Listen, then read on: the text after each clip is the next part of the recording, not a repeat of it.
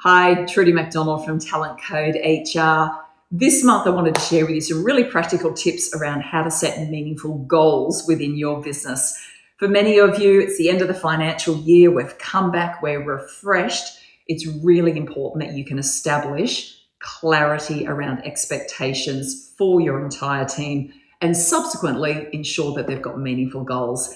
Here's 3 tips around how you can effectively do this. Tip number 1, let's make sure that your goals cascade down from the top. Now, this sounds really obvious. However, there's a bit of nuancing around this. So when you think about your goals for your business, I'd like you to think about 2 different types of goals. You've got your operational goals or your business as usual goals. These will typically follow the format of a balanced scorecard. So you should have your financial goals. Most of you will have a tick in that box. However, you need to also have customer goals, your people goals, and operational goals to make sure that you've got a nice rounded view and a balanced view of the business. In addition to that, I'd like you to think about having strategic goals, and these should be a subset of your strategic plan that you've got in place for the business. So 2 different types of goals, operational goals and strategic goals.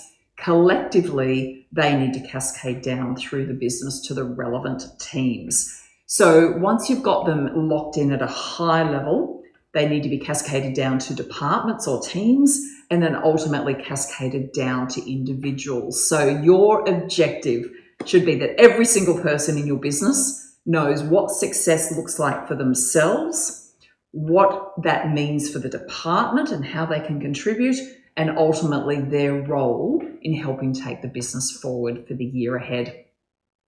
Tip number 2, once you've got your annual goals set up for your team, sometimes they can be overwhelming and it's easy for people to get distracted when you've got these big goals with long time frames. So one of the most powerful things you can do is take your annual goals and chunk them down into 90-day goals. And for some of you, you may further chunk them down into 30-day goals.